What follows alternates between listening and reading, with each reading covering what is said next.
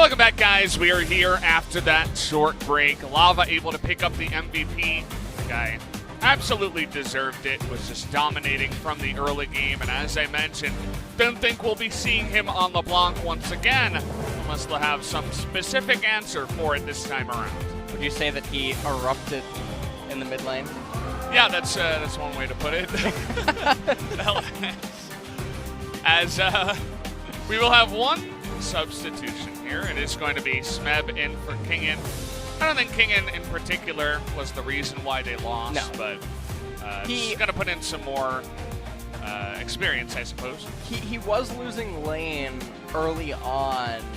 Maybe the CS numbers wouldn't indicate that, but the way that the matchup should actually play out at the pro level, you could definitely make the argument that he was losing. Yeah. So maybe, given that that game essentially didn't have anything go on other than laners fell a little bit behind early on, Ezreal got popped, and then Baron, and then everything transpired, resulting in the end of the game.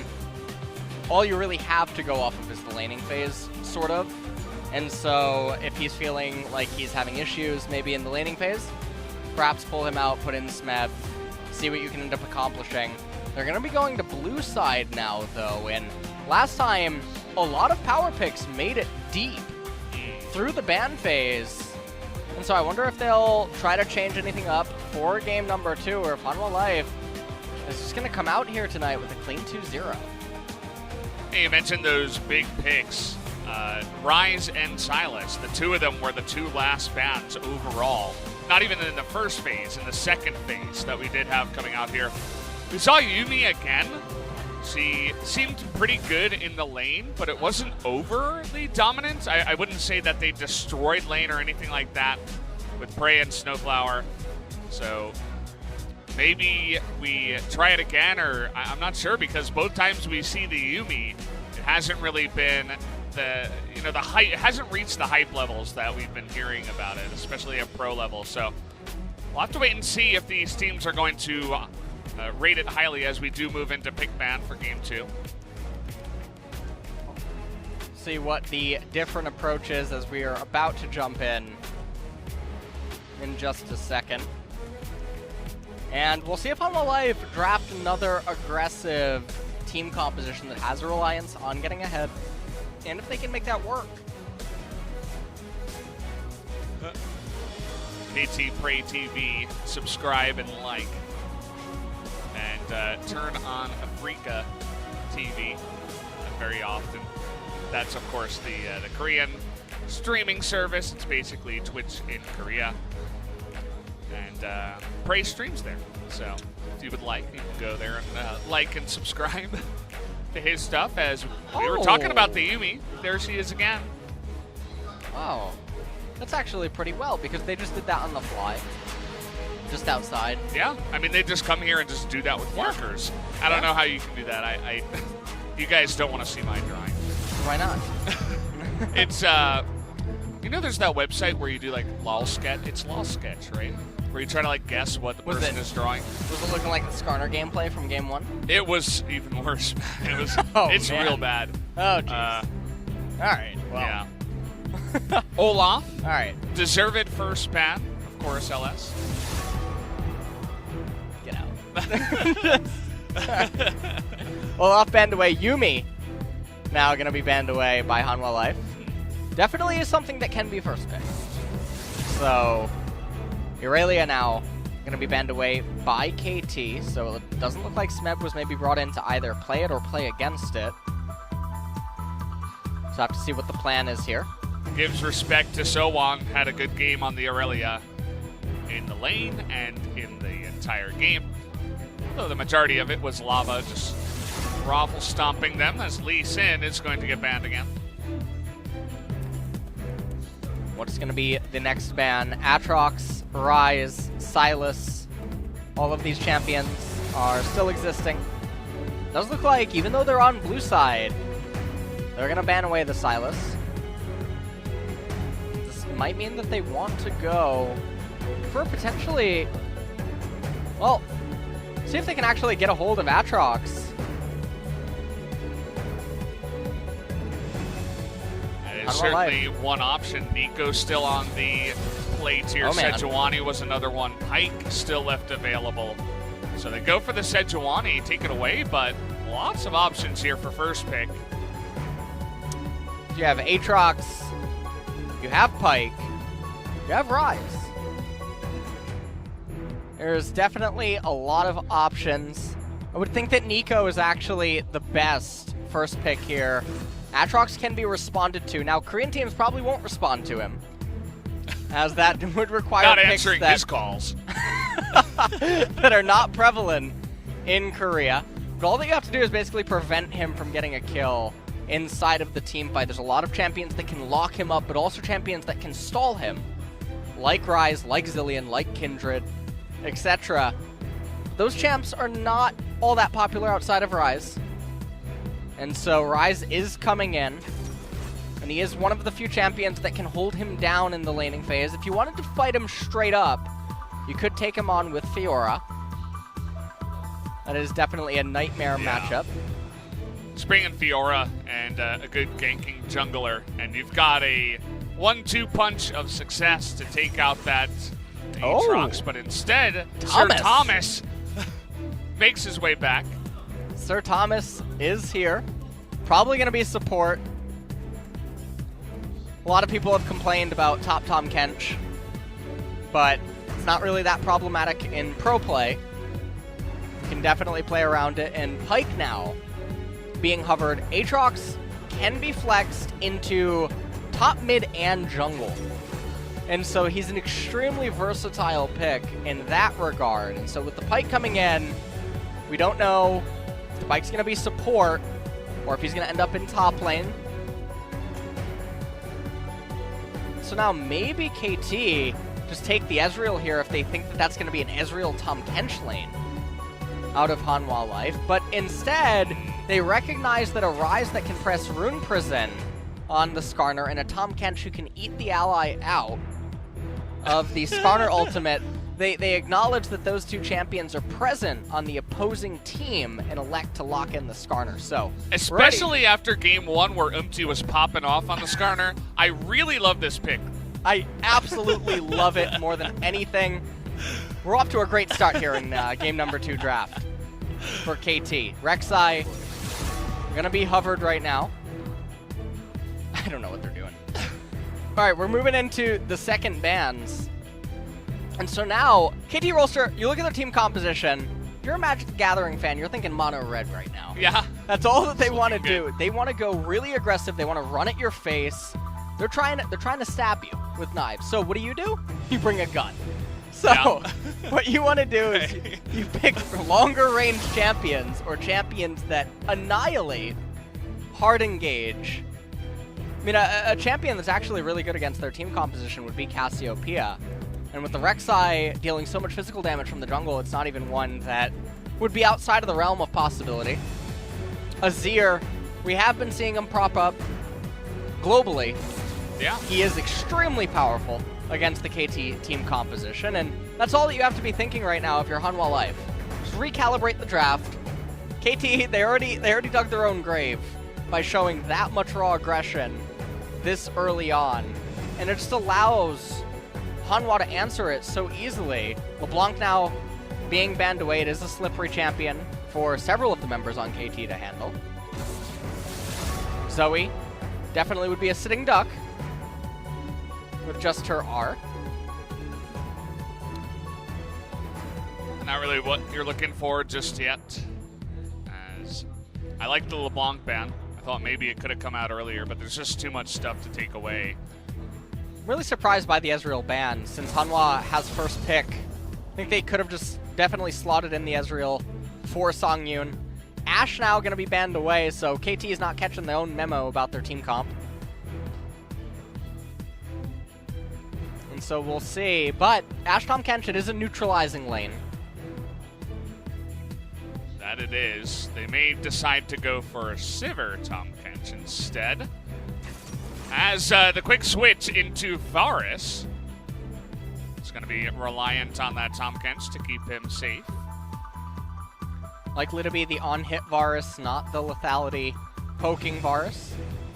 and so his ultimate can be extremely powerful against a lot of the champions on KT. We'll have to see what they end up finalizing for a choice in the mid lane. I like the Taliyah swap. It might recognize that Azir is a possibility for Hanwha Life, and so it's basically a counter that is coming out preemptively, but it does leave KT susceptible to getting counterpicked now. Still waiting on what should be the AD carry here. We saw the hover there on the Kalista. Bunch of options taken away. Even just plop down this pick that worked out for Xayah. Sangyoon. Okay, never mind. Xayah coming in. So a little bit of an insurance policy. Okay. That was instantly locked. Lava feeling pretty good after game one. He's like, yeah, coach, I get to play whatever I want. Even Fizz. It's been quite a while since I have looked forward to seeing a Fizz in a professional match, and we did say that the Taliyah, what I'm thinking that KT was thinking is that they recognized that Azir would be really, really powerful in this spot, and so they picked the Taliyah preemptively to try to dissuade Hanwha Life from going that, and Hanwha Life say that they don't really care about how much aggression KT is going to bring. They're going to try to bring their own form of aggression, so the Fizz, that is pretty strong, and paired with the Rek'Sai, can definitely be a force to be reckoned with. Absolutely. You got a couple of champions that have a lot of good burst damage and can pick off someone very, very quickly. As the coaches are going to shake hands here, we're going to take a look at the compositions one more time. Aatrox, Skarner, Taliyah, Xayah there for the insurance policy, and Pyke down in the bottom lane for SnowFlower. This team composition, it wants to get ahead. The Taliyah, very versatile, can help out the bottom and the top lane once she does have that level 6. But on the flip side, we have Varus, Tahm, Kench, Fizz, Rek'Sai, and Ryze. And so this team composition, if it gets ahead, it's extremely oppressive. The enemy team doesn't get to have fun, is what ends up happening. But if it falls behind, you'll notice yet again, very weak team trying to handle Baron. Also, not the easiest transition into the mid late game. Yeah, so we'll see if it does work out, if Hanwha can get off to a good start again here, jumping into game number 2.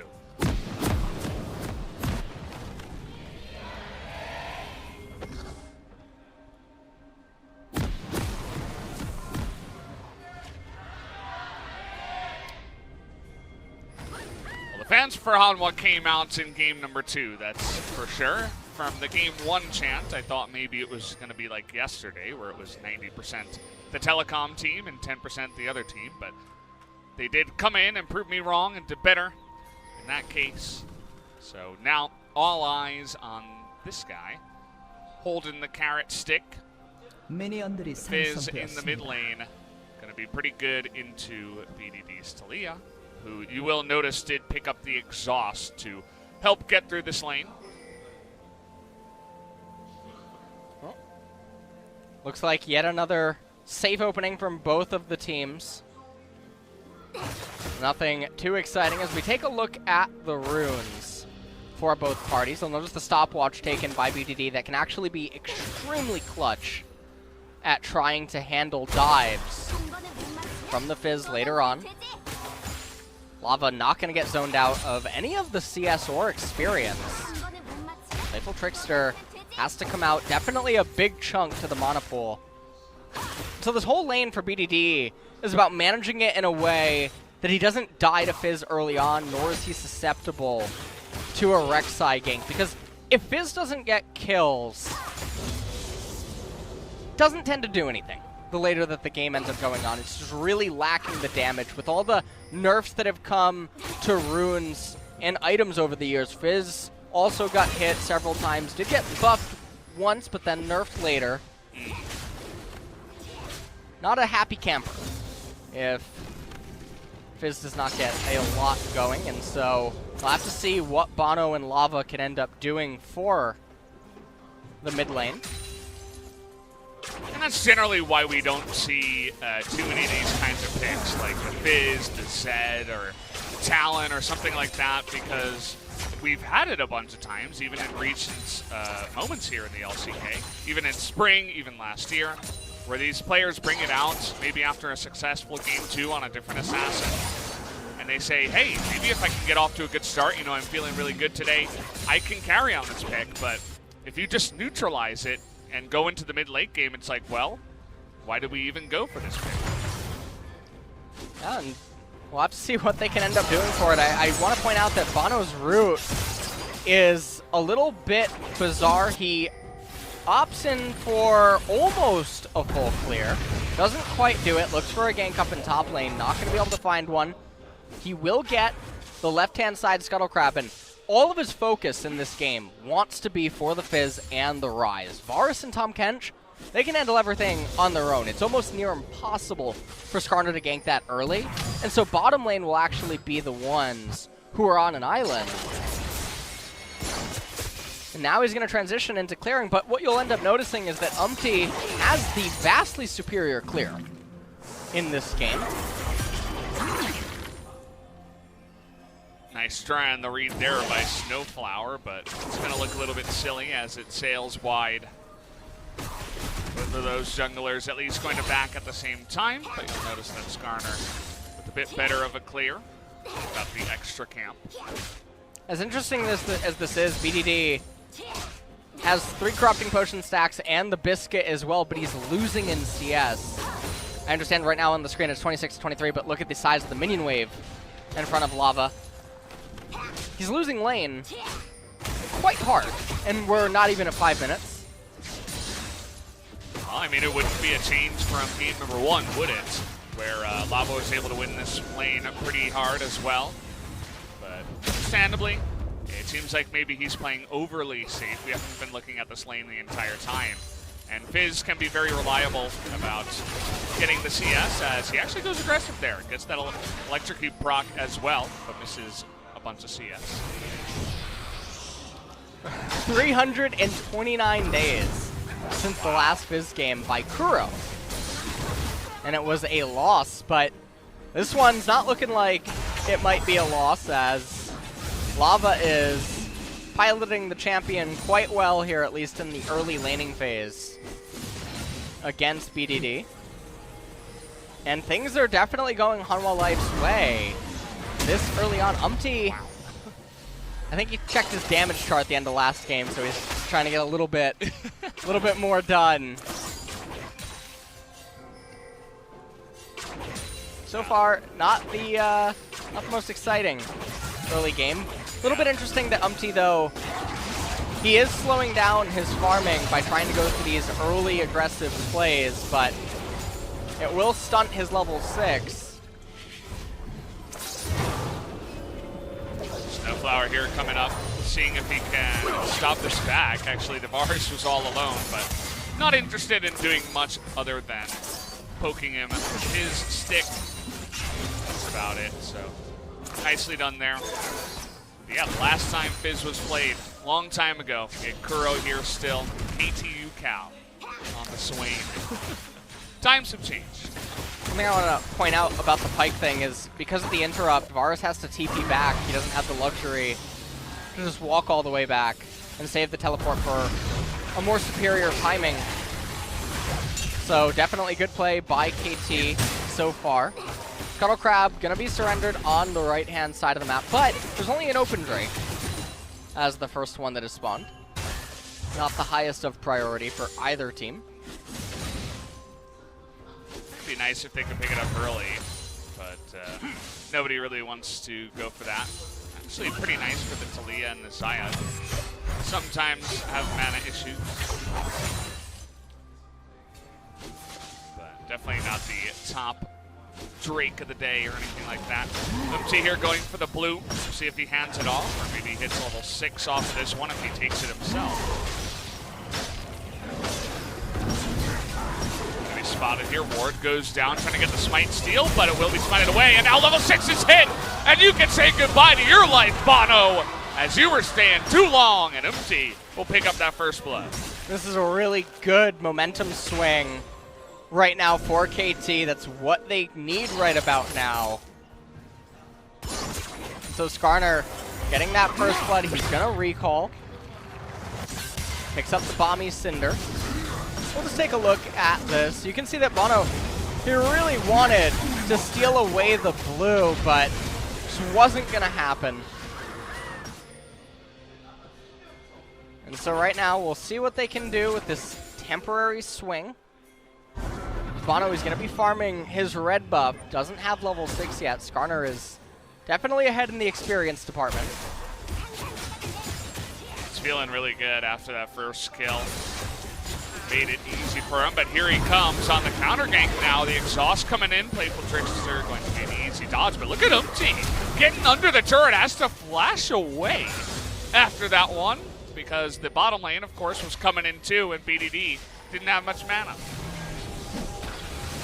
It's not Hanwha life. They're going to go back towards the bottom half of the map.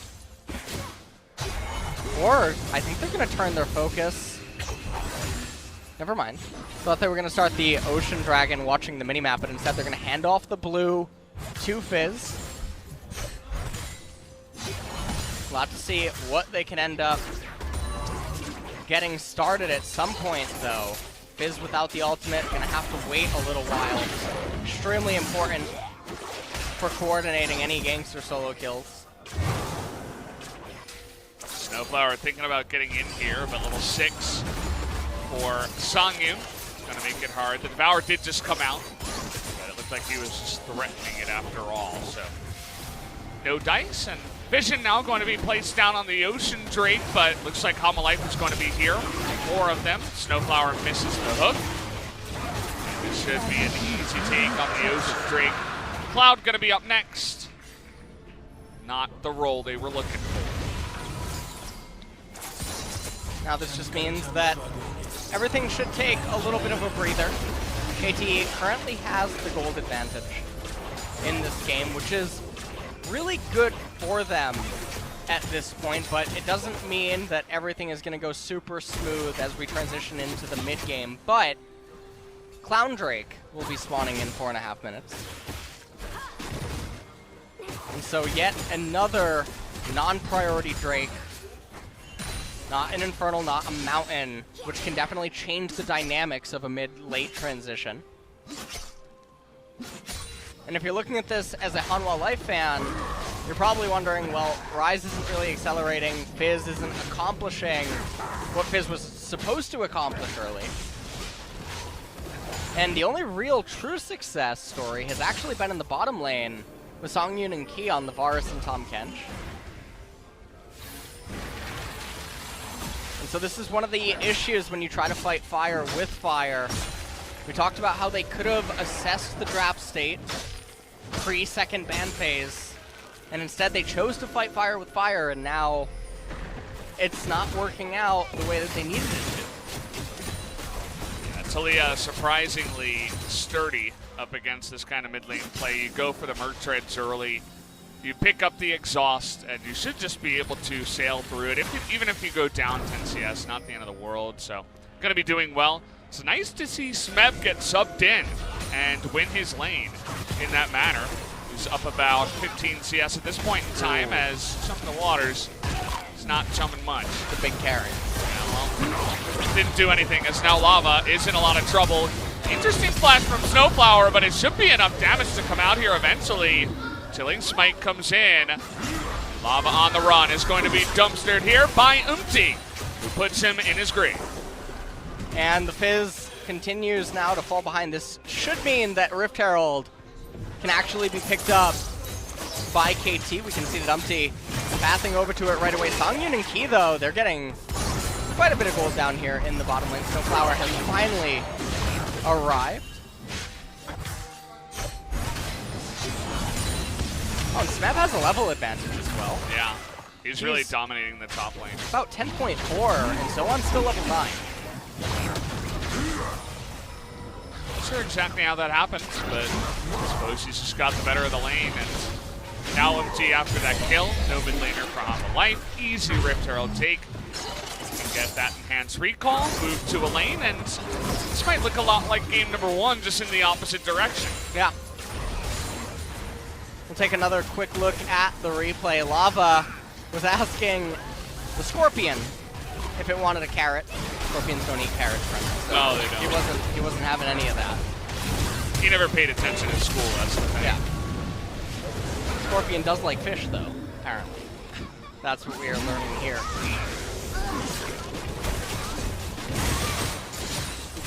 Scorpion is coming back for seconds here.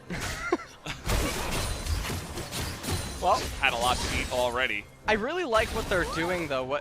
The way that KT, so to some people it might look bizarre, why is Skarner always waiting so far away from the Fizz? Is Skarner supposed to be the one that wants to run in, get the engage? No. They recognize Fizz's ultimate is up, and Fizz can almost always go for a solo kill if that ult's up, depending on what is Fizz's proximity to the enemy champion when Fizz throws the ult. And so they're trying to bait Lava into ulting BDD, and then just basically use it as a counter, or trying to convince Fizz to commit to something, and that's how they'll coordinate the game. Kind of looks like BDD missed the plate there. That's kind of unfortunate, especially right before plates go down. By the way, UmTi got the Rift Herald, but never used it before 14, so missing out on 320 free gold here is going to look up towards the top lane instead. He'll use it now to get a turret. That's the way these things tend to work. Oh god. Yeah. Well, I mean, you might as well use it now, right? Yeah. This is one of the slow things that is taking some teams quite a while. Is you can get the Rift Herald, convert it into 3 plates, and it's worth more than the value that you're going to get out of it just by having it kill a turret. The turret's bound to go down anyway. So just use it. You're already ahead, right? You're already ahead. You're going to get that turret regardless. You acknowledge as pro players that games can go in a way that allows you to get the turret without needing the extra damage from the Rift Herald or something.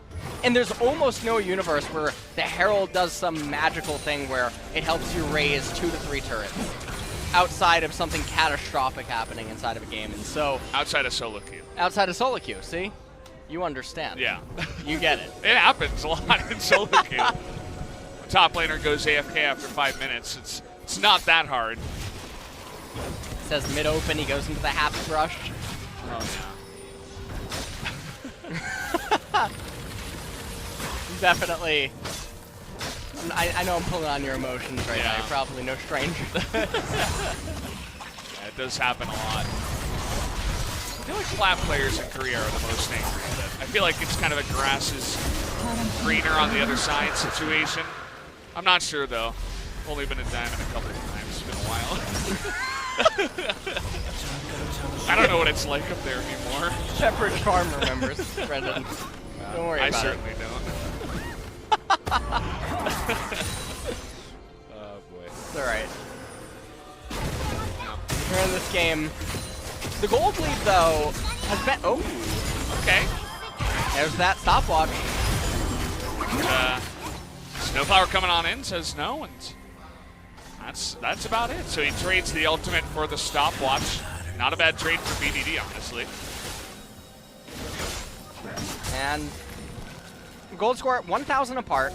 Not the end of the world for either team, and so a team fight can definitely still swing this game in either which direction. And speaking of things that could maybe spice it up, we got a Mountain Drake spawning in 4 minutes. That should be extremely high priority for both of the teams. Even more so because all of the turrets have actually lived. Looking for lava here. We're not wasting any time. Flashing for that stun as UmTi's bringing him to safety. He is going to go down anyway, but now UmTi is going to go down to the Ryze. Still, that will be 2 kills to the side of KT, who will now begin to push onto the mid lane turret. They actually miss out on a lot of gold because you don't allow Pyke to get the kill, so we can share it. So definitely a big missed opportunity. This is one where you got to see the replay. Yeah, we really need to just take this all in. Now, Lava is running the wrong way, trying to go on to SnowFlower. I didn't even notice that he just dragged it out of the edge. Yeah. Oh boy. Everyone was angry in that clip. This is what you want out of UmTi on the Skarner. This is, we saw it in game 1 and He's dealing damage. doing this it game. again. Yep. He's getting selfish, you know? Zanya's Hourglass completed for BDD. Not really going to be a target for the Fizz anymore. And also lots of stopwatches on the side of KT as well, so. Oh, Weaver's Wall. Nice pick there on a Sangyoon too. He has to flash forward. BDD? But now BDD a little bit close there, and now they're going to catch Prey on the backside. And this should be enough damage as he didn't have his ultimate from before. And all of a sudden, KT getting way too frisky, throw a couple of kills away. They're not just throwing a couple kills away, they're throwing away their jungle camps, they're going to lose the mid-tier 1 turret. Yeah. They're also going to lose vision control for the upcoming dragon, and they're going to lose the Scuttle Crab. This is a really, really big swing for Hanwha Life that just came out of nowhere, and this is what I was talking about. We're one team fight away from the game getting turned on its head. Let's take a look at KT. Weaver's Wall comes out. They almost get the kill onto Prey. BDD decided it was important beyond belief to get the extra 200 damage onto Key's thick skin there. As Lava then said, Prey, you need to go to the fountain. Yeah. He got licked there, BDD, so he didn't have much movement speed. He's like, uh-oh. Never quite felt like this before as he goes down under the turret. So, as you mentioned, that's just not a good play. Overall, they are going to give away a lot here, and you can see that Hanwha Life are going to get ahead now, actually, in the gold. And they get a kill even on the Fizz.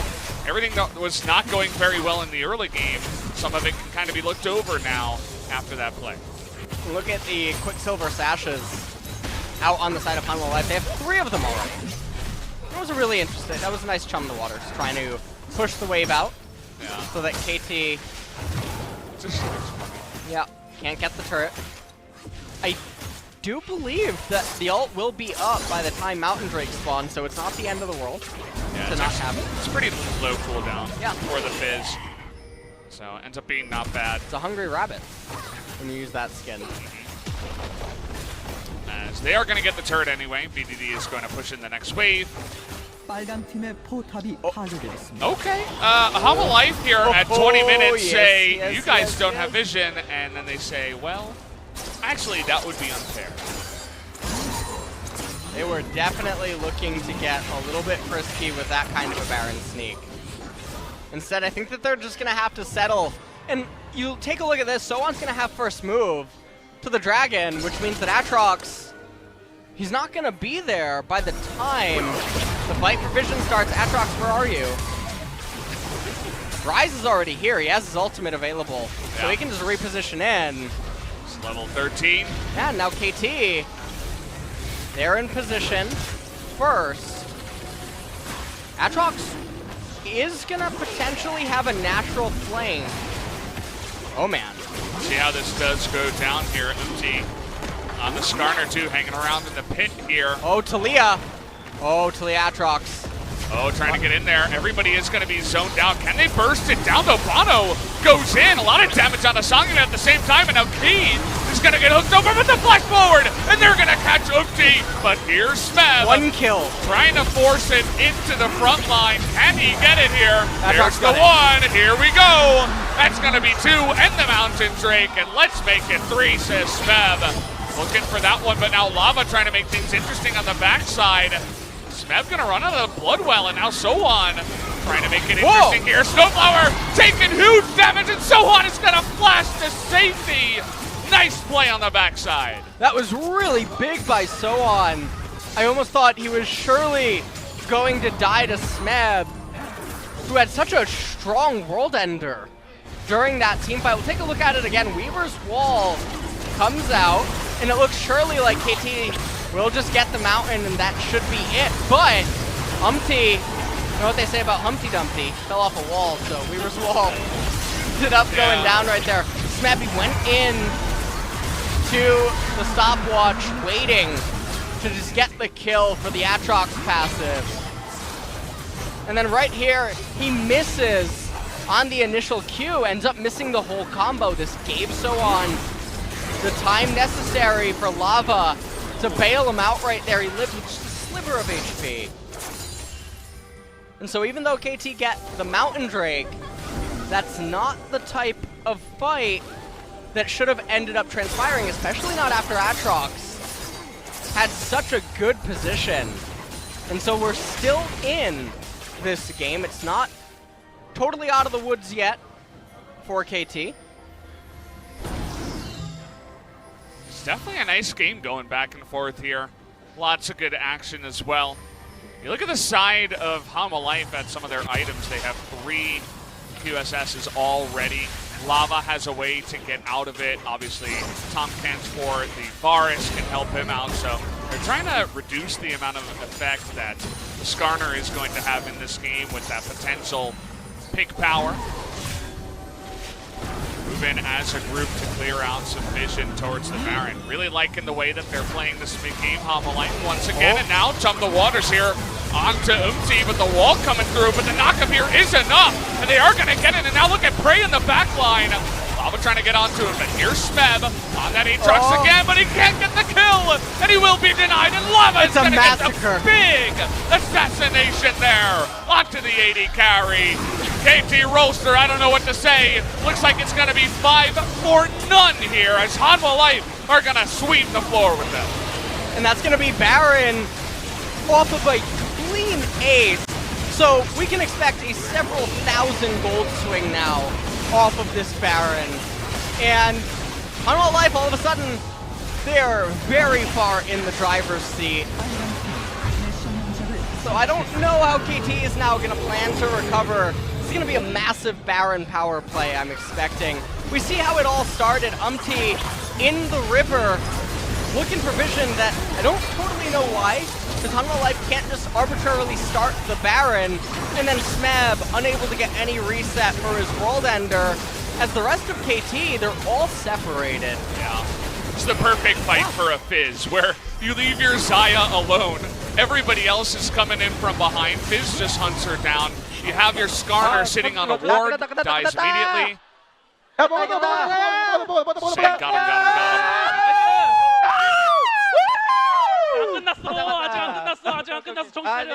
It's not over yet, it's not over yet.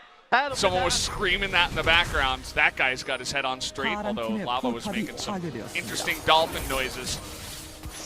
But, I mean, Lava's having a great game again, this guy. He started off, had a rough early game against the Taliyah, kind of got shut down and killed even. And now he's coming back, and he's had some great plays here in these team fights. And, I mean, KT's abysmal read on the situation and just positioning leading up to that ended up with Hanwha now getting such a massive swing off this Baron. The one saving grace if you're a KT fan right now is that another Clown Drake is spawning. So it's not the worst. Oh yeah. UmTi, he's hungry, he wants to fish. I don't know why he didn't play Trickster over the wall. Besides, this time he's going to give himself up. As, whoa! Is he going to kill UmTi here? Doesn't look like it. But trying to make things interesting there towards the Lava. Definitely an interesting decision, at least. That was very surprising. I don't know if we'll get a replay of that, but I'm pretty sure he could have played Trickster. Pretty sure he can. Over the wall. Not a Fizz player myself, but I feel like I've seen that many times. Oh yeah, that spot can be Trickster. And so, Hanwha Life, they will capture this dragon. Look at the observer. They already put it on the screen before it even went down. They're leaking the script. Oh, man. All right, Mountain Drake will be up next. And so that's going to be the end, it looks, of this Baron play. But I think that it did its job. It did more than its job. Got them a lot of gold. And they're definitely in the driver's seat right now. They absolutely are. I mean, we were saying that game number 2 was going to look like game number 1, you know. A bunch of early kills. And we got the Rift Herald early for the side of KT. They didn't use it to the best of its ability, and then things began to slowly fall apart. As the team fights have just not really been fought as a 5 here. We are going to have UmTi and SnowFlower trying to go for that pick attempt once again, but it is well read here by Hanwha. They don't have Ryze with them. He does have teleport available, but this isn't a position where you want to expend it. And right now, you also look at the top lane state. Quite good. And Ryze trying to push in mid. He has his ultimate available. Still, though, have to be a little bit careful. Skarner is very quick. He does have the QSS. bonO can end up finding him out. That's a really awkward spot for bonO as he's going to get stunned. He does QSS and even flashes away. Okay, he's going to get away, but did have to flash and QSS to get out of that one. All right, well, if you're on Hanwha Life, you just recognize, hey, we actually don't have a good sieging team composition, and there's not really much effectiveness to be gained out of trying to do a 1-3-1 because the tier 2 turrets, they're really not that valuable right now, and so wait for the next Baron, and with that, look to make a pick, control the vision around the river, snipe someone on KT with the Fizz, and then close out the game from there. And if you're a KT fan, well, normally you would be saying to yourself, yeah, this is actually what we need, but it would require SnowFlower to hit his ultimate. It's like, what are you doing? We haven't won yet. Take control of your mental, is what he's saying. So Sangyoon, he's he's a little bit angry at some of his teammates that are getting caught out here. We've seen it even yesterday where players were just kind of walking on in and just dying. Yeah. And once again, you got to be careful. As he said, it's not over yet. And even one pick can make the difference. Wow, 2 level gap. Well, never mind. Almost 1.5. Yeah. Between the top laners. And the items now, Death Cap completed for Lava. So everyone's going to pop. That is pretty much anyone. Yeah, that's what's going to be happening here. Taliyah is also going for Death Cap. That'll help out with the wave clear. But definitely a surprising itemization choice considering there was so much tension built up around the mid into late transition. And with Magic Resist being very absent on the side of the primary carries on Hanwha Life, a little bit surprised not to just see an Oblivion Orb or some sort of penetration picked up for the immediate power, but nonetheless, it will come down to this Baron and the dance that will follow. He goes back and buys a couple more control wards here. It's going to be very important just to do that, to make sure they have as much vision around the Baron as possible. Try to deny this one. Fizz actually a surprising amount of pick potential alongside of Ryze and Varus, like we saw the last time, especially if UmTi is going to stand on a ward. So if you could deny a bunch of vision and then get that pick, that would be very fantastic. But first blue trinket is going to come out and spot them doing it. Hanwha Life don't have that Mountain Drake, actually. That is going to spawn in 30 seconds. We'll see if they make any moves towards that. Posturing for control. SnowFlower ends up taking a little bit of damage right there. Weavers wanted to check, I guess, but Tainted Corruption comes out here on a Prey, trying to force his ultimate. Does not go for it, actually. Prey with the poise, saying, if you really want to fight me, come at me, bro. KT. Oh boy, who's gonna check? No. Not like this! As Tahm the Waters comes out, but UmTi's got a Snowplate. So he's going to be just fine after that one, and now one of those ultimates is going to be down. They may want to wait for that one once again, because it is a pretty low one, but now Sangyoon has to flash away, as Key and Sangyoon not tethered as they would like to be. You may not like it, Brendan, but what we are witnessing right here was birth in North America. This is the NARAM. Oh, yeah? Oh, yeah. Take it all in, absorb it, lean back. Top level League of Legends right here, guys. That's it. It's as good as it gets. Oh, this is it. Oh, yeah. Keep it going. Just soak it in. Just let it wash over you. Get back to the mid lane. I don't know. These rivers and bonO. things. All right, here we go. We're getting back. We're getting back to the action. Here we go. Here we go. He had to buy some items. Okay. Another hook here on a bonO, but SnowFlower actually takes a nice amount of damage. Is what I wanted to say. I feel like my brain's kind of slowing down as we go along, you know? We're going to go to round 2 in a second. Just give it a bit. They've been watching MSI. Yeah. All right. We need some more items here. Stopwatch picked up. Maybe Xayah's next for Lava? The thing for Lava, yeah, his damage is essentially at its peak at this point. He's going to overkill most targets now at this point that he's going for anyway. And so there's really not much for him to gain outside of utility. And the Xayah's Hourglass on Fizz is really annoying.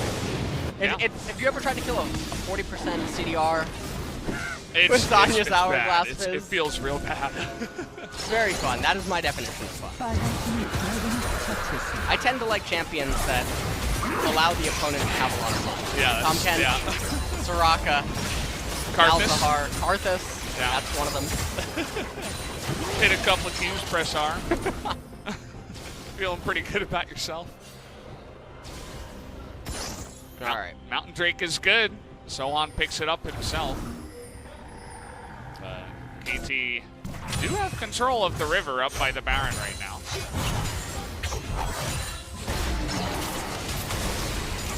There we go. Back to the mid lane. Get the popcorn. People say Korea doesn't know. Come on. They've changed for the better. They're trying to become like NA, you know? Yeah. They want to know what it's like to be MSI finalists. That's right. Oh, man. Well, we saw that SoHwan now. We haven't mentioned him too much, but he's becoming that Ryze turret we all know and love. Yep. And look at Tahm. What do you think he's making in that pot? Saw that? I think he's really mad. Nice and Sangyoon. glowing green. I don't know. Maybe he's shiny. Speaking of He is shiny. shiny. Speaking of shiny, see, I told you I was consistent somehow. I was waiting for this. I was wondering. Pokemon Sword and Shield has a set release date. Ooh. I am so excited. When is that? November 15th. Oh, okay. I'm very excited. It's a couple of months after your birthday. I have not, but it's actually my sister's birthday. Oh, there you go. November 15th. Yeah. I'm not getting her. We're looking for Lava here, and there's only so much you can do as 5 of KT are going to move in and pick him off, but SoHwan doesn't care. He says, okay, I'm going to take an inhibitor, and we still got bonO here. He's going to be looking for this one, but Smeb, he's trying to come in, but he's a little bit too slow, and the immediate exhaust means that Rek'Sai, but can they stop the backs here? What can Ryze do? And we have this team fight now. Sangyoon is moving forward. He is going to get devoured here and just try to take as much time as possible, but Aatrox is going to get back and stop the push. And it looks like KT were able to take out the rest of the members that are not SoHwan. So they get the Baron and only lose the inhibitor and the Nexus turret. Yeah, and they don't have a minion wave available in mid. They don't have any minion wave. And this is one of the unfortunate situations. They got the Baron, but a lot of time is going to be lost on it. And so mostly what this Baron did is it lessened the gold gap. We see Lava here. He's running for his life. He threw the Chum the Waters, but we already talked about earlier, Scorpions aren't into carrots. So UmTi was having none of that. He ended up going down. And I like what Hanwha are trying to do now. Beautiful decision by Smeb. He's trying to hunt down the Rek'Sai, but his teammates were able to burst down the Baron in time. It wasn't going to be a 50-50 smite. World Ender ends up resitting, and then at that point, it's crisis control for Hanwha Life as they're just trying to stop all the back so that Ryze can do as much damage as possible until Aatrox re-arrived at the base and forced them out. But we still got a game on our hands. This will probably come down to Elder, which means that we have one more key dance over a major neutral, and whoever wins that will probably win the game. You can see that KT is trying to push in bot lane and also funnel in mid, but they don't get the Baron buff there on the mid lane.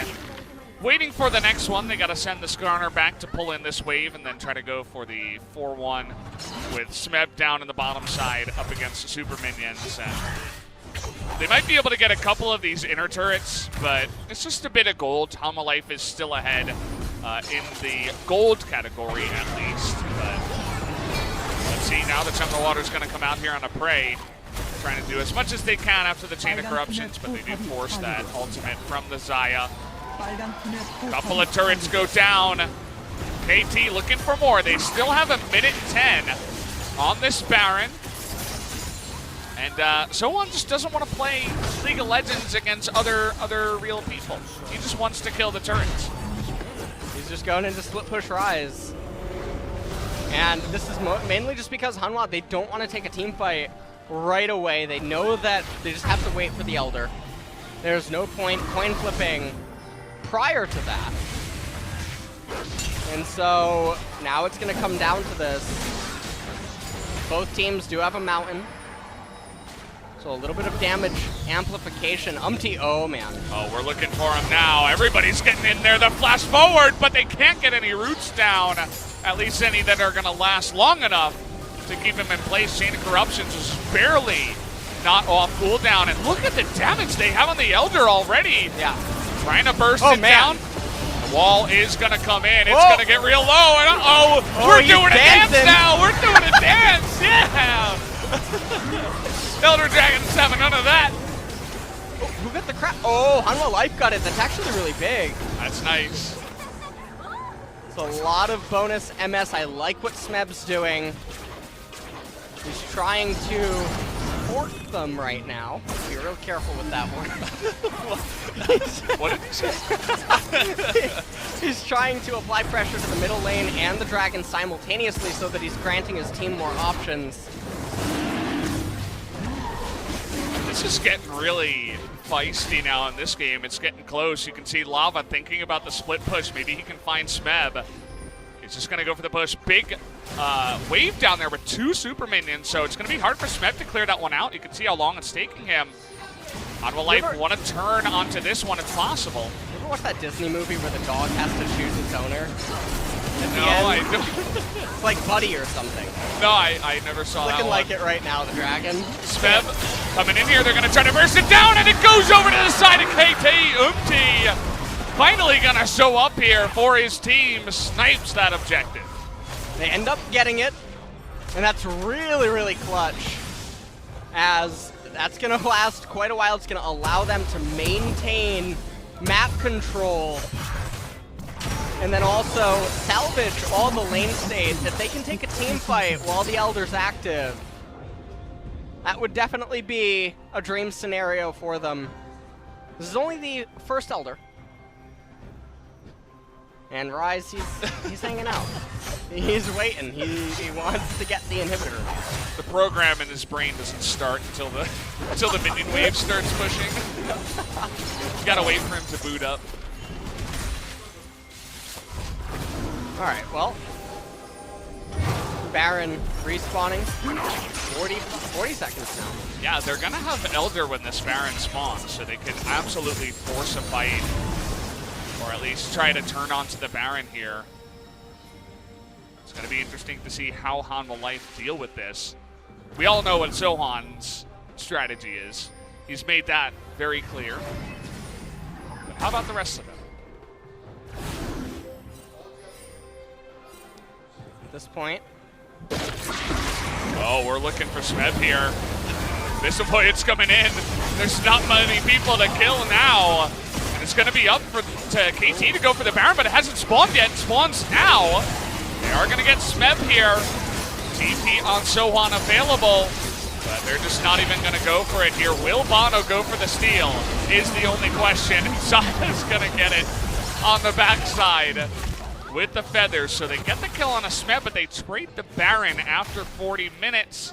Not sure about that one. Yeah, well, the Elder Dragon is all but gone, and so, yes, KT gets the Baron, but they still have to deal with a lot of problems. That is true. Another key thing about this is Aatrox lost his Guardian Angel. Yeah. And so he's essentially down an item for the next major decisive team fight. And is KT actually going to manage to get something done?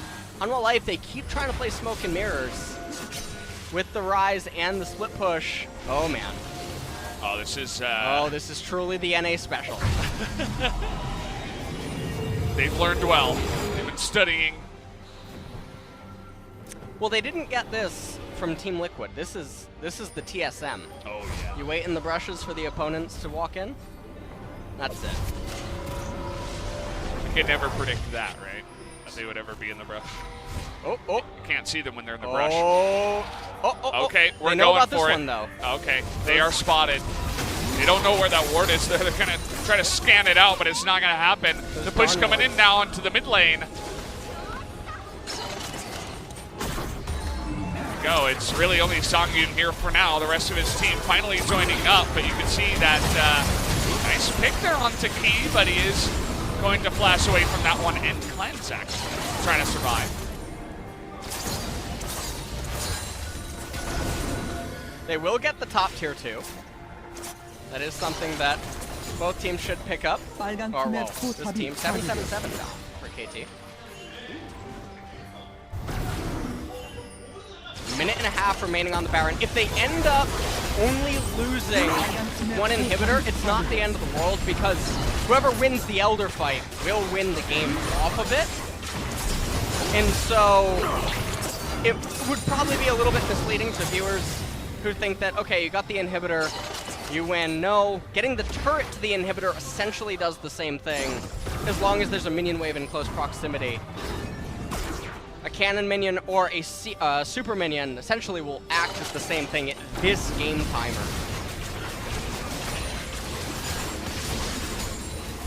Minute left here on the Baron, trying to make the most of it. They're trying to get in here, and one more poke from the Taliyah will be able to do it. Got another turret.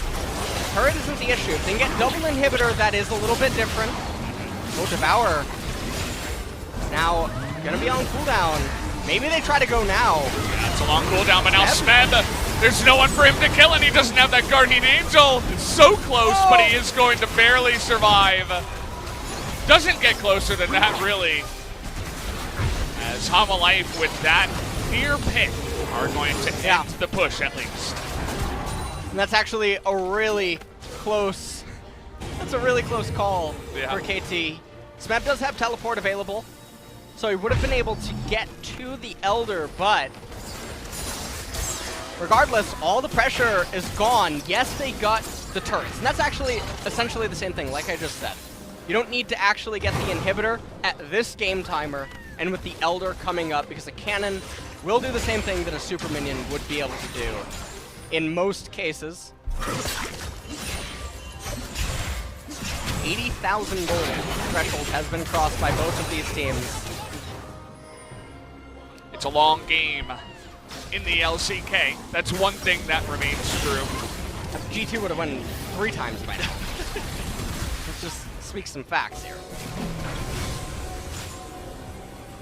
Uh-oh. Okay. How is Hanwha going to tackle this? Because currently all position held right now by KT. Change of Corruption are going to come down, forcing that ultimate from Prey. An awkward Weaver's Wall also going to come through. Lots of ultimates just thrown out there, and now KT kind of forced to move to the mid lane. Yeah. And they're losing position now on this Elder. Oh, yeah, okay. And that's going to be the Spire also taken back. And so now Hanwha Life, they're in the driver's seat for this position. Oh, they're going to try to burst it down here. Prey recall. TP coming in, but might be a little bit late here. This is going to be a 50-50. It's going to come down to UmTi in the smite fight. It's going to go the side of Hanwha Life. And KT immediately are just going to back away, and now the pings are coming to go down mid. Try to stop the backs here, but Abyssal Voyage already from Key and Sangyoon to make it back. And they're going to save the top inhibitor. 50 seconds until the Baron. You have to assume that Hanwha Life are going to be the ones that get it now with the Elder. Smeb will have his Guardian Angel back up for this fight. I'm actually really impressed. BDD is not at full item yet, neither is Lava. You're at almost 48 minutes. That is hard to do by this time. QSS even on Fizz now. Yeah. I think he sold the blasting one he had. Yeah. And bought the QSS. So, doesn't want to be picked like he was earlier on in this game. SoHwan moving back. Aatrox now. Down in bottom Baron. 5 seconds. This is really scary. This is do or die for KT. Both Smeb and SoHwan have their TPs available, so Smeb is going to stay and catch the waves in the bottom lane.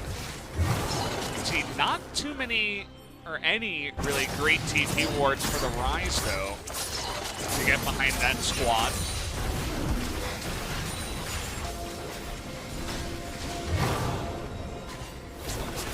That's okay. KT moving in now. Thinking about actually just going for it here. They're going to throw down a Weaver's Wall. It actually will be a lot of time until it comes up, but Lava now making it over, and it's not enough time. It looks like they're going to have to back away from this one. Meanwhile, we have to push in. UmTi's staying on this one. Wants to go onto this big knock up there onto bonO, trying to interrupt it, but it's going to come down to a 50-50 again, and it goes the way of UmTi. So what can KT do from this position? They lose their Taliyah, and Prey is going to go down to his Guardian Angel. And he will go down as well. And take a look at the fight in the picture-in-picture. That's going the way of Ryze, too. You can see that Pyke had to go back, but a big win here to the side of Hanwha Life. The death timers are so big. And KT, UmTi, he really wants to recall, and it's on bonO not to let him. Sangyoon, he has teleport. Yeah. Coming in now, and the TP will go in. SnowFlower, he just wants to look good before he goes down. Not much that he can do. Smeb is going to go down here as well. And it looks like Sangyoon and the boys have done it once again. They're not going to need the Baron this time to take a 2-0 victory over the KT Rolster squad. And that was a very tense game for both of the teams, where it looked like either team was actually going to be able to win it at almost every major neutral, except Hanwha Life, they always had the upper hand going for them. And then right at the very end there, it was really hard, and KT, they went for a desperation Baron, didn't quite pan out. They had no answer to Ryze. Yeah, they really did not, and wow, great team effort from the side of Hanwha Life to be very happy with the win that they were able to take this time around. You can see that there's a bunch of disappointed faces on the side of KT, but definitely a much harder matchup this time around up against Hanwha Life. Kind of redeeming themselves after their straight up embarrassing loss up against Sandbox. So yeah. There you do have it. Hanwha Life with the big 2-0 victory. SoHwan getting the big zoom in. Did a lot of good stuff on the side lane, actually. He was the saving grace. I mean, a lot was going on in the early stages of the game. He ended up falling behind a little bit, but he was definitely quite a big impact later on in the game, helping them win. His split push and just all the stalling that he ended up doing was really massive. And there was also the shenanigans side of the red side jungle. He managed to live against the Aatrox. And Hanwha Life, they should feel pretty good about today's games. Yeah. KT, lots of concerning stuff. Absolutely. That trend does continue from spring, even though Prey is present. I feel like that's the best way to put it, right? You bring in a veteran for your 80 carry role, and okay, we're gonna get this again. The big toad there from the side of Sangyoon. If I had to vote for one guy who was the big leader for them, I mean, we saw it through the voice comms even. That guy was keeping them calm, saying, hey, we haven't won it yet, and kept his team. You'll notice that after that moment where bonO got caught, nobody really made a game-changing mistake on the side of Hanwha Life, and I feel like that was partially because Sangyoon was keeping them all calm, cool, collected to try to win that one. So gotta hand it to him too. You can understand where the leadership comes from on the side of Hanwha Life. That is for sure. Well, at this point, we're going to go into the interview and whatnot soon.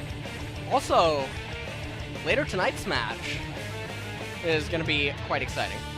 Yeah, we got Damwon up against Griffin later on, guys. So that matchup where Damwon never seems to win. We'll see if that changes up here going into this next matchup.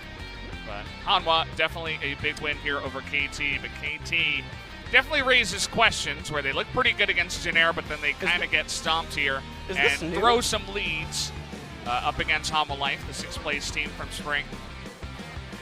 Is this new, Veldas? It seems like they have the replay in the booth. Kind of does look that way. I don't think we've ever seen them. Yeah, it looks like they have the replay in the booth. That's actually awesome. Yeah. If that's the case. Obviously, there's no comms, so the coaches aren't like, they just placed a ward here. That'd be bad. That'd be bad. Looks like maybe they're, just going over the game. Everybody joining in as a squad. Getting a little bit of extra bonus time on the Hanwha Life team. As, man, I was very impressed with Lava today. I don't think I would give him the MVP, but the way he was able to come back in Game 2 and the way he carried Game 1 up against BDD, I mean, he's a guy that honestly has a big name around him and a lot of hype around him, but so far in Spring and Summer hasn't really gotten the job done in terms of carrying his team.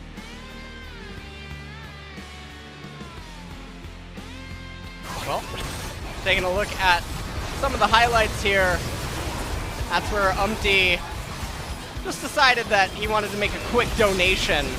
Smeb goes into stopwatch. He wanted to enjoy the view before getting the kills for his World Ender passive. And then right here, he let the kills get to his head, ended up missing his combo. SoHwan ends up living after all of this. Definitely unfortunate. SnowFlower wanted to make a quick donation as well. Very gracious. Very, very giving. Very generous. Yeah. UmTi here once again on a ward. Just trying to poke his head out, but there was so much pick potential.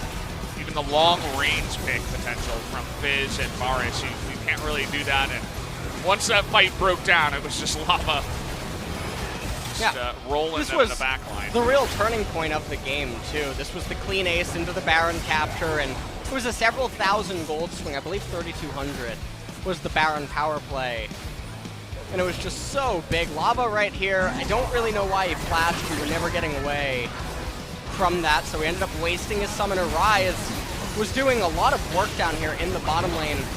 Really good decision by Smeb to go over the wall, try to seek out bonO from doing the steal, but his team already did it really fast. He goes into ultimate, but nothing ended up being accomplished there, but Ryze got a lot of work done. Absolutely. As we mentioned before, he was kind of the saving grace. So many of these fights were just like all over the place and super messy.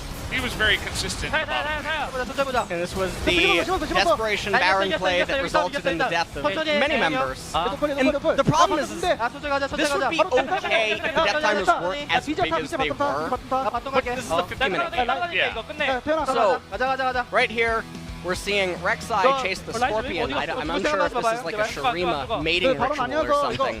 You can see it. The dance you can see there. Just watch it on the minimap. This is the This is like the praying mantises. They try to win each other over. Yeah. They're still going at it. This is what they do in Shurima. Don't even watch the main screen. Just look at the minimap. Get out of here. Just watch the minimap. They're still going at it. It's quietly in the background. Nature takes care of itself here. Now they recall a couple times. That's it. That was the climax of that. See a ridiculous amount of damage on the side of Sangyoon. Very consistent on his Varus. I'm not even sure if he died there in that game. Definitely could end up netting himself an MVP, but we'll have to wait and see. As most damage on the side of KT, went to the side of the Taliyah. And once again, kind of a disappointing Aatrox game. There was one or two fights where he got a reset, but after that, just kind of useless. Yeah, this is one of the things about Aatrox and why I think that even though Korea considers him to be broken, I don't think he's broken status. Yeah. There's a lot of ways to handle him, to neutralize him, and to hold him down. He's really powerful in certain team comps or against certain team comps, but doesn't always end up showing his demonic form in true power. Yeah, not really. You need to be able to force a 5v5 team fight and get a good flank with an Aatrox. That's where he looks best. I feel like on their side, trying to remember their team comp, they had a Pyke and they had a Skarner, so maybe that was their way to try to force it, but AT never really got it. Yeah, they open Aatrox, Pyke, Skarner, I believe, which is just, I mean, why? Why do you do that? Now, the opposing team elected not to just counter it directly and instead tried to fight fire with fire, and things actually almost got a little bit dicey in this game. And there were definitely some close calls, but the Ryze just could not be moved. Yeah, instead of first picking Ryze, they first pick Aatrox, and this is the result. There's a lot of power in the late game. Yeah, definitely a lot of choices, but Aatrox didn't seem to be the right one. So a lot of concerning stuff, as you mentioned, for KT in the draft, in the play, getting ahead, not being able to actually win the game from there, even up against the Fizz. So Hanwha Life, all the congratulations to them, as we will be hearing from a couple of members on their side. Will be Lava and SoHwan, who did pick up the 2 MVPs. So looking forward to that one. We did get the word that the interview is just about ready, guys, so I'm going to hand it over to Ji-sun. Let's hear what they have to say. MVP 라바 선수, 소환 선수 모실게요. 안녕하세요. And we're going to be hearing from Lava, SoHwan from Hanwha Life Esports. 정말 고생 많으셨습니다. 오늘 2세트 Congratulations on the win. Game 2 was the longest game of the summer split. 유지하기 쉽지 않으셨을 것 같아요. How are you able to keep concentrated in game? 저 때문에 게임이 길게 가기 때문에 만약 이 Well, 게임을 지면 it was my 정말 fault 큰일 날것 for 같다는 games being too 생각으로 extended, so I was really worried. 집중하면서 So I tried to 잘 focus in 끝냈던 the late games. 네, 다시 한번 승리 축하드리고요. 소환 선수는 오늘 첫 소환. 출전이었는데 This was your first game of the summer. 저는 How are you feeling? All good, all good. It was good. 네, 만족스러우셨던 경기였을 거라고 믿습니다. 자, 라바 선수도 오늘 라바. 굉장히 플레이적으로 아주 인상적인 모습 많이 Your performance 남겨줬는데요. was really 1세트 MVP impressive, 만장일치로 especially 가져가기도 했어요. You got all 지난 첫 votes on 경기 you 이후에 for the 뭔가 MVP of the 변화된 first 점이 game. 있을까요? What has improved compared to the spring split? 첫 경기를 보면서 너무 저희랑 Well, 실망을 많이 해가지고 I actually was 최대한 빠르게 disappointed to 피드백해서 myself 이렇게 고치려고 했던 것 같아요. in my first 네, match, 사실 so 첫 we 번째 went 경기 through a 치르고 lot of 한화생명의 feedbacks. 공격성이 좀 사라진 게 아니냐 이런 얘기들도 Yeah, 있었는데 especially in the 그 first 부분은 game of the 확실히 split, 피드백을 people said 했던 you guys 건가요? lost 네. your aggressiveness. 네, 어떤 식으로 했는지 궁금한데요. So how did the feedback 식이요? go? How? 쫄지 말고 공격적인 거에서 You shouldn't feel so afraid, 잘하자. and let's be aggressive and do well. 네, 알겠습니다. 자, 1세트에 정말 멋진 장면 많이 There 나왔습니다. were a lot of 일단 highlights 빅 in 얘기부터 game 1, but 해보자면 speaking of pick and 유미, bans, 사일러스, 라이즈 다 열려있는 Yumi, 상황에서 Silas, Ryze were all open, but you guys 얘기 first picked 들어볼게요. Irelia. 이를 픽한 이유는 The reason 제가 why 좋아하는 챔피언이기도 하고 is that I prefer Irelia a lot, 뽑으면 좋겠다 해가지고 and also it was part of, it was a bad situation for our team to lock it in. 네. 네, 그리고 또 유미를 내주는 판단을 And 했는데 you guys 우리 팀에 opened 있을 Yumi 때보다 and 상대에게 let 주는 게더 actually take the 편하다고 Rolster to take it 생각했거든요. away. Is it better when you guys when others play it rather than you guys playing it? 그랬던 것 같아요. 그래서 Well, I 이를 guess. 먹지 않았을까요? Maybe 약간의 that's 영업 why. 비밀이 있나 봐요. Is there any 좀 secrets? 약간 팀 내부 그런 약간 Well, I 그런 can 거니까 좀 말씀드리기 reveal so 힘들 much 것 of the 같아요. details, 네, so I can't really tell 여기까지만 you. 하고요. 그리고 1세트에 굉장히 화제가 됐던 장면이 있습니다. Game 화염용을 내주고 나서 이즈를 You guys 암살하러 가는 장면이었는데요. 이때 Let 판단이 take the Rolster 궁금해요. to pick up the Infernal 일단 Drake, and you 탑라인 actually 위에서 assassinated 탑을 보지 Ezreal over there. 걱정을 시야 들어갔는데 이전에 용에서 싸움 났으니까 위쪽에 So, 시야가 없잖아요. We knew 그래서 that 위로 they were 들어가서 trying dragons, so we knew that there was no 정글형도 vision 여기 시야 around 없었다, there. 너무 안전하다 이렇게 콜 나와서 And also bonO told me there's no vision around there, so I was just camping there waiting 이즈가 for 정말 Ezreal to 한 show 방에 up. 녹았거든요. 이 정도로 원품 날 거라고 Did you 예상하셨나요? calculate everything? 컴날 것 같아서 먼저 점화 걸고 이렇게 Yeah, that's why I just ignited first. 잡았어요. And then just 선 점화를 통한 killed 완벽한 him. 키를 내셨습니다. 정말 멋진 장면이었고요. 다시 한번 1세트 MVP 축하드립니다. 자, 그리고 2세트 경기가 정말 길었죠. 소환 선수에게 좀 여쭤볼게요. 소환 선수가 굉장히 좋은 활약 보여주셨음에도 불구하고 중간에 여러 가지 힘든 점들이 많았어요. Actually, the game was 어떤 얘기들 not 하셨나요? easy for Hanwha Life Esports. 살자고 다 같이. We were all saying like, let's 있으니까 concentrate, 원래 concentrate. 이렇게 된 것처럼 그냥 망했을 때 그냥 Sometimes we 원래 have 현상이었던 hard 것처럼 games, right? 그냥 침착하게 하자 했어요. So we just 네, like trying to get our 사실, mentality 중간에 strong 한타 and 대승을 focus till the 거두고 game was 라바 over. 선수의 돌고래 함성이 나온 이후에 상윤 And there was a 선수가 mic check. You got Lava. You was actually making a dolphin noise, but Sangyoon was a little bit more like, a, let's just keep calm and concentrate. 흥분하거나 좀 이렇게 Yeah, Sangyoon is the one who like 잡아주는 kind of make us focus and concentrate when we are too excited. 끝까지 집중력 잃지 않는데 도움이 됐을 거라고 생각을 합니다. 자, 소환 선수 2세트 승리로 소환. 가져가긴 했지만 고민이 많아졌을 것 같아요. Well, 아까 game 인터뷰 2 was 전에 not clean 마지막까지 and 끝까지 easy, so 경기 끝나자마자 you guys 피드백하는 kind of 모습이 tried your best to 인상적이었는데 concentrate till 어떤 the end 얘기를 of the game. 나누셨나요? So what kind of 저희가 well, 바람을 the shot 먹고 calls went back and forth during the 태훈이가 막 games. 노래 부를 때 When we took the 그다음에 Baron, 설계를 해야 되는데 well, 그때 좀 Lava was 성격이 안 actually 맞았어요. singing, 그거를 and we actually had to set up some 제대로 situations, 하고 but our 그런 것 때문에 communication and 한 것 teamwork 같아요. wasn't 너무 really 안 되는 clean. 것 같아요, So I think we shouldn't get too excited in games. 얘기가 많이 나오는 것 돌고래 같아요. 돌고래 뭐 이상한 소리. Yeah, he was making some weird dolphin nose. He was too excited. 좀더 조절해야 될 것 Well, I 같아요. was, yeah, I think I was a little bit too excited, so maybe I should come back with better mentality next time. 탄탄한 경기력으로 승리까지 안전하게 가시길 바라보겠습니다. 자, 하나생명의 경기력이 Hanwha Life 올라오는 Esports. 만큼은 확실한 것 같죠. You guys stood 다음 경기 step up. 아프리카와의 경기 So your 준비돼 next 있어요. opponent will be a 가보도록 FLICKR 볼게요. Freaks. How are we going to prepare for that? 일단 첫 경기에 비해 경기력은 Well, I think we did 좋아진 것 show 같은데 a bit of an 아직 부족한 점이 improved 많은 것 performance 같아서 좀 더 compared to the first 보완해서 game of 열심히 the 준비해서 season, but 아프리카전 we still 이기도록 have a long way to 하겠습니다. go, and we have so much room to improve, so we're going to prepare really hard. 선발 출전 기대해봐도 될까요? SoHwan, are you going to start the game again? 네. Yes, 잘 해서 maybe. 이기도록 하겠습니다. I will do my 누가 best to 나가든 win, 이기만 하면 no 되니까. matter who's going to play in top lane. 여러분, 큰 박수 한번 보내주시기 바랍니다. 다음에도 이 자리에서 뵐 수 있길 To see you guys 기대하겠습니다. again on the 오늘 MVP 인터뷰 interview 감사합니다. stage, and thank you very much for this interview. 네, 지금까지 This will be the end 인터뷰였습니다. of the 중계선 interview with Lava 연결할게요. and SoHwan. I'm going to pass it back to our casters. Thank you. Thank you, Ji-sun, for that wonderful translation.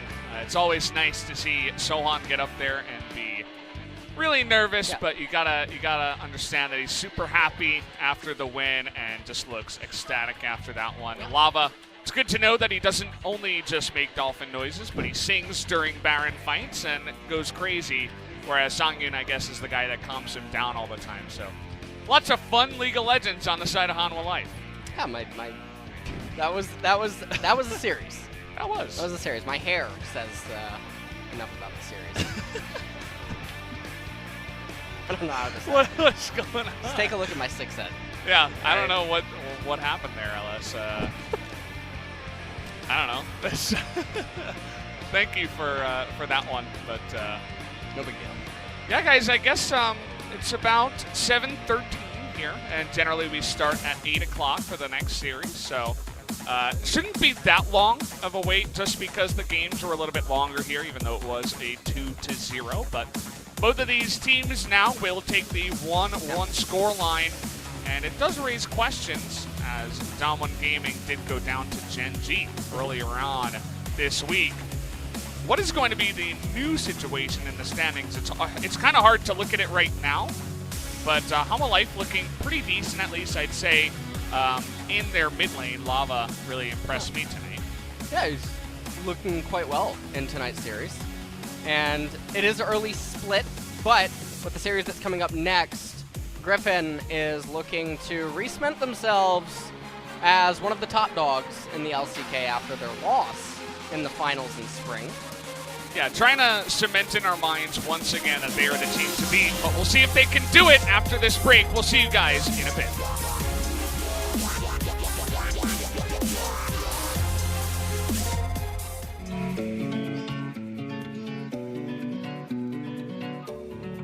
You take me higher when I feel low, make my world brighter when I'm alone.